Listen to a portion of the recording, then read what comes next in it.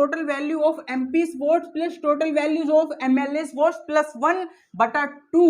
तो अब यहाँ पे तार दिया किसका, एमपीज का, यहाँ पे एमएलएस का प्लस 1/2 कर दिया। राष्ट्रपति का चुनाव है वो किस प्रकार होता है उसमें, क्योंकि आम लोग क्या है वोट नहीं डालते उसमें, तो वे कौन लोग हैं जो उसमें वोट करते हैं और कौन लोग नहीं है जो वोट नहीं करते, वो आपको इस वीडियो में प्रॉपर तरीके से पता चल जाएगा। यानी इस वीडियो के जो हमारे चर्चा के बिंदु होने वाले हैं, नंबर फर्स्ट जो बिंदु बनेगा हमारा, संवैधानिक और कानूनी प्रावधान क्या कहता है, राष्ट्रपति के बारे में संवैधानिक और कानूनी प्रावधान क्या कहता है।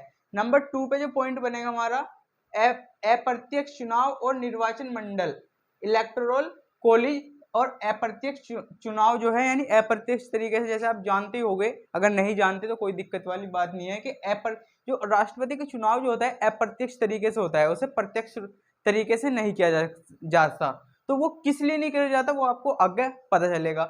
नंबर 3 पे पॉइंट जो बनेगा हमारा, चुनाव की विधि क्या होगी, यानी चुनाव किस प्रकार किया जाएगा और क्या विधि होगी, किस प्रकार वोटों की काउंटिंग होगी और कौन कौन इन्हें वोट करेगा और कितने, मतलब क्या क्या आवश्यकता होगी, सारी विधि आपको पॉइंट नंबर 3 में पता चलेगी।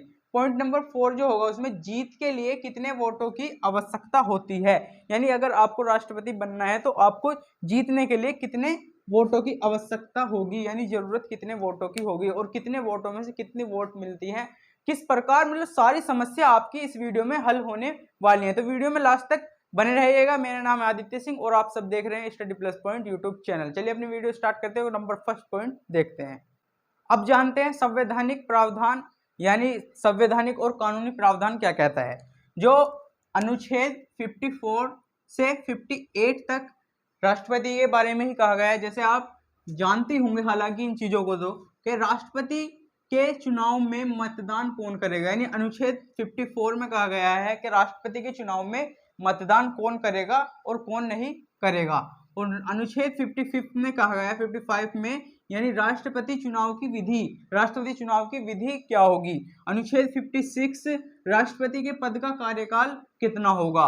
अनुच्छेद 57 पुनर्निर्वाचन के लिए पात्र है क्या नहीं है, राष्ट्रपति जो है पुनर्निर्वाचन के लिए पात्रता उसमें है कि नहीं है, वो है 58 राष्ट्रपति के रूप में चुनाव के लिए कितनी योग्यता की जरूरत पड़ेगी, यानी राष्ट्रपति अगर आपको बनना है तो आपके लिए कितनी योग्यता की जरूरत पड़ेगी, ये कहा गया है। और पॉइंट जो बनता है, अगर मान सकते हैं आप ज्यादातर जानते भी होंगे इतना कि जो राष्ट्रपति का चुनाव जो है उसे कौन, चुनाव आयोग द्वारा आयोजित किया जाता है। चुनाव आयोग जो है उसे आयोजित करता है। और चुनाव जो है लोकसभा का हुआ, विधानसभा का हुआ या राज्यसभा का, इन चुनावों को भी कौन करता है, चुनाव आयोग ही आयोजित करता है। और इसी के चलते हुए जो हमारे संविधान निर्माता ने जो कहा है, क्या कहा है कि अगर इसमें राष्ट्रपति के चुनाव में अगर कुछ बदलाव करना है तो संसद द्वारा उसमें बदलाव हो सकते हैं। तो इसी के लिए क्या अधिनियम 1952 पारित हुआ था, क्या राष्ट्रपति और उपराष्ट्रपति चुनाव अधिनियम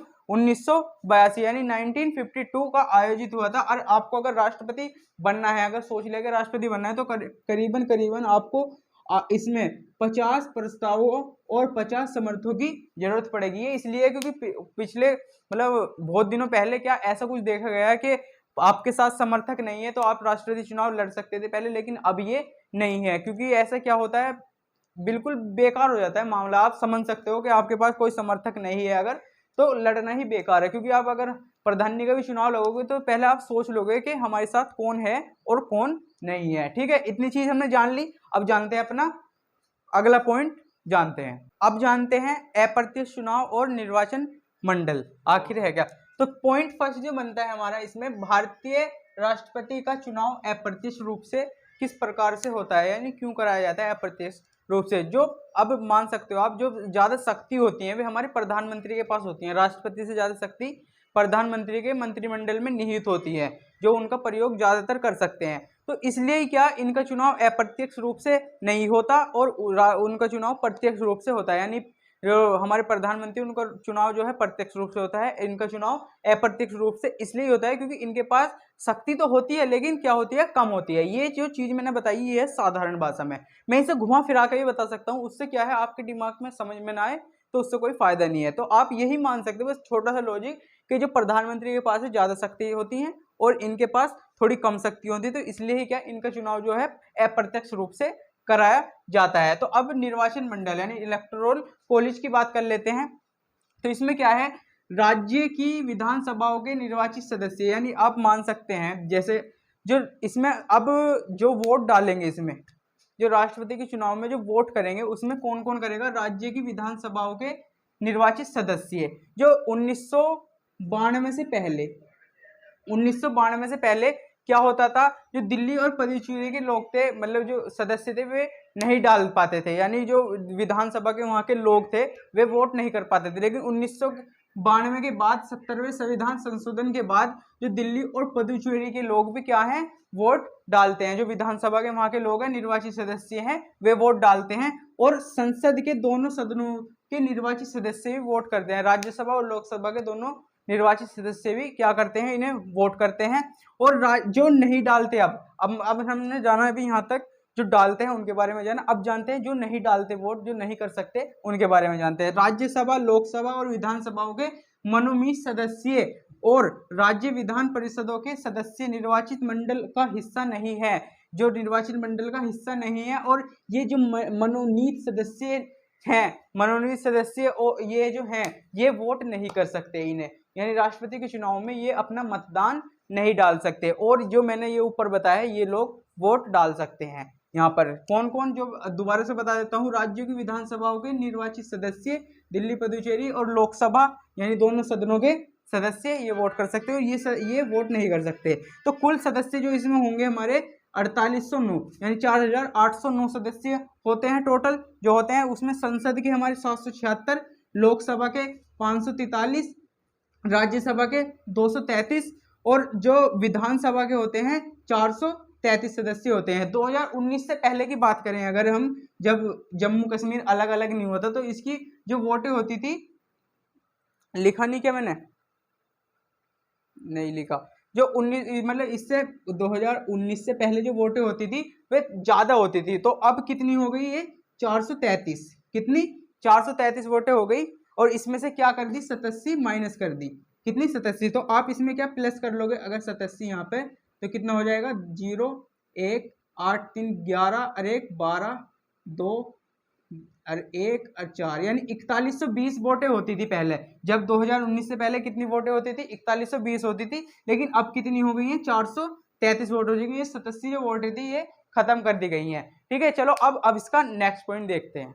अब जानते हैं इसमें हम चुनाव की विधि, क्या जानते हैं, चुनाव की विधि। तो चुनाव की जो विधि होती है, संसद यानी एमपी और विधायक यानी एमएलए जो होते हैं उनके दोनों का ही मूल्य जो है बराबर होता है, मान सकते हैं बराबर होता है। लेकिन हालांकि आश्चर्यचकित बात क्या है, हालांकि मतों का मूल्य अलग अलग होता है। जो उनके मत जो वोट होते हैं उनका मूल्य जो है अलग अलग होता है।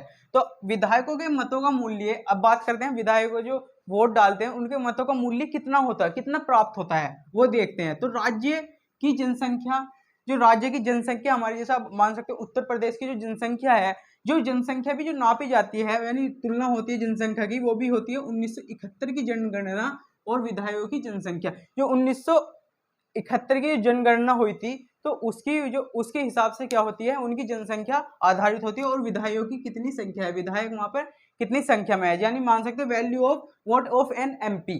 तो अब टोटल पॉपुलेशन कितनी है स्टेट की, यानी जो मैंने बताया 1971 के अनुसार कितनी पॉपुलेशन है। और नीचे क्या है, नीचे क्या रखना है हमें, जो विधायकों की संख्या कितनी है, उन्हें भाग करके मल्टीप्लाई कर देने हैं 1/1000 से, या कह सकते हैं आप डिवाइड कर देना, तो वही क्या आपको निकल के आ जाता है। लेकिन अब इसके आगे की जो विधि है अभी ये खत्म नहीं हुई, छोटी सी चीज नहीं है ये, अभी इसका आगे का प्रोसेस है, मैं आपको बताने वाला हूं इसमें। जैसे कि कितने विधायक है हमारे इसमें और किस चीज से मल्टीप्लाई करके उनकी वोटों की काउंटिंग होती है, ये चीज आपको इसमें आगे पता चलेगी। तो चलिए अपना नेक्स्ट पॉइंट तो नहीं, यानी इसके आगे का प्रोसीजर देखते हैं। अब जानते हैं हम इस वीडियो में प्रत्येक एमएलए के, जो प्रत्येक एमएलए होता है यानी विधानसभा का सदस्य जो होता है, तो उसके प्रत्येक वोट का मूल्य कितना होता है, हर एमएलए की वोट का मूल्य कितना होता है। जो हमारे राज्य हैं, अलग अलग राज्यों में अलग अलग राज्य के विधानसभाओं में मतलब उनका वोटों का मूल्य अलग अलग होता है। जैसे आप मान सकते हैं जो उत्तर प्रदेश में है 208, एक मत का मूल्य 208 होता है। और जो सिक्किम राज्य में है उसमें एक मत का मूल्य कितना होता है, 7 होता है। अब किस प्रकार से होता है, उत्तर प्रदेश के 403 विधायक निर्वाचन मंडल में है, 403 विधायक कहाँ है, निर्वाचन मंडल में रहते हैं। तो उसमें अगर आप 208 की मल्टीप्लाई कर दोगे, क्या कहा मैंने अभी, 403 विधायक हैं और एक विधायक का मूल्य कितना होता है, 208, तो मल्टीप्लाई कर देंगे तो कितना बन जाएगा, 83,824 वोटों का योगदान करते हैं, टोटल वोटों का योगदान करते हैं कौन, उत्तर प्रदेश के विधायक जो हैं इतनी वोटों का योगदान करते हैं। अब बात कर लेते हैं यहीं सिक्किम का, तो सिक्किम में 32 विधायकों का योगदान होता है, कितने विधायक हैं, 32 विधायकों का योगदान, एक विधायक का मतलब एक विधायक की जो वोट होती है वो 7 बार गिनती होती है, यानी 7 बार गिनती नहीं कह सकते, मतलब जैसे हमने इसमें समझा, हमने एक मत का मूल्य 208, तो इसमें भी क्या एक मत का मूल्य कितना होता है, 7 होता है, तो 32 विधायक हैं तो 32 विधायकों के मतों का मूल्य कितना होता है हमारा, 224 हो जाता है।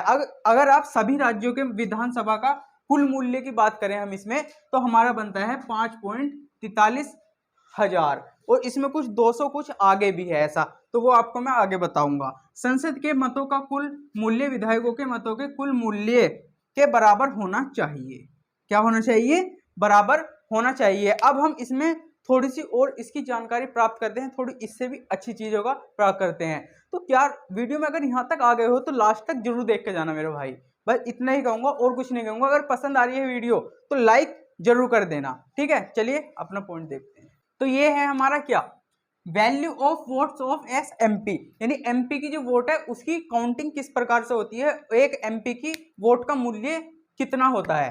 तो अब यहाँ जानेंगे total value of all votes of MLA, यानी जितनी भी एमएलए की वोट है वे ऊपर रखेंगे, और total numbers of elected MP, जितने भी एमपी हैं उन्हें नीचे डाल देंगे, जैसे अब इस प्रकार से आप यहाँ पर देख पा रहे होगे। तो अब हम इसे इससे भाग करते हैं, यानी डिवाइड करते हैं, तो कितना आता है, 700 आता है, यानी एक एमपी की जो वोट का मूल्य है 700 है, कितना है, 700 है। अगर क्वेश्चन में आपके प्रश्न में यह आता है कि एक एमपी की वोट का मूल्य कितना है, तो कितना बनता है हमारा, 700 बनता है, कितना, 700, ये चीज आपको ध्यान में रखनी है। और उत्तर प्रदेश के एक विधायक का एक वोट का मूल्य कितना है, 208, और सिक्किम के 7, कितना, 7, ये चीज आपको ध्यानपूर्वक अपने माइंड में सेव करनी है। अब जानते हैं वोट जीतने के लिए कितने वोटों की आवश्यकता होती है, चलिए देखते हैं। अब जानते हैं हम इसमें कि जीत के लिए हमें कितनी वोटों की आवश्यकता पड़ती है। तो अब देख पा रहे होगे आप, प्रत्येक मतदाता को एक ही मत देने का अधिकार है, क्या है, जो भी मतदाता है जो वोट करते हैं उन्हें, उसे क्या, एक ही वोट देने का अधिकार है। हालांकि वह मत हस्तरणीय होता है, क्या होता है, हस्तरणीय होता है। तो जीत के लिए वैध मतों के कुल मूल्य का आधे से अधिक प्राप्त करना अवश्य है, यानी कि जो हमारे वोट डलती हैं, जितनी भी डलती हैं और जितने प्राप्त होती हैं, जैसे इतनी वोटें होती हैं टोटल, ठीक है, इतनी वोटें होते हैं, तो आधे से ज्यादा प्राप्त करना क्या है, अनिवार्य, आवश्यक होता है कि जो दूसरा आपके सामने लड़ रहा है उससे ज्यादा तो लानी है, लेकिन इसमें आधे से ज्यादा प्राप्त करना आपके लिए क्या है, आवश्यक हो जाता है। तो अब यही क्या कोटा जो है हमारा, कोटा बताता है, तो एमपी प्लस एमएलए भाग करनी है 2 से +1 लगा के। तो अब किस प्रकार करनी है, total value of MPs votes plus total values of MLA votes +1/2। तो अब यहाँ पे तार दिया किसका, एमपीज का, यहाँ पे एमएलए का +1/2 कर दिया यहाँ पे। अब इसी प्रकार से क्या, इसे इतना हल करके ये आ गया, और इससे क्या बन गया हमारा, ये आ गया। सीधी सीधी बात है, मैं यहाँ हल कराने तो मैं बैठ नहीं रहा, आपको समझ में आ गया होगा। अगर कुछ दिक्कत लग रही है तो आप हल करके खुद ही देख सकते हैं। तो इतनी वोटों का क्या होता है, यही होता है, ठीक है। तो आशा करता हूं आपको ये वीडियो बहुत अच्छी तरीके से समझ में आ चुकी होगी। अगर समझ में आई है अच्छी तरीके से, तो इस वीडियो को ज़्यादा से ज़्यादा शेयर करें, अपने दोस्तों में शेयर करें, अपने रिश्तेदारों में शेयर करें, जितने से जितने हो सके शेयर करें। और हमारे चैनल पर अगर नए हैं आप तो इसे सब्सक्राइब जरूर कर लें। मैं देख पा रहा हूँ जहाँ तक जो विदाउट सब्सक्राइबर हैं वे हमारे ज़्यादा वीडियो वॉच करते हैं, और जो सब्सक्राइबर हैं वे कम वीडियो वॉच करते हैं। अगर आप भी उनमें से एक हो तो सब्सक्राइब जरूर कर लेना। आज के लिए बस इतना ही, मिलते हैं अपनी नेक्स्ट वीडियो में, जब तक के लिए जय हिंद।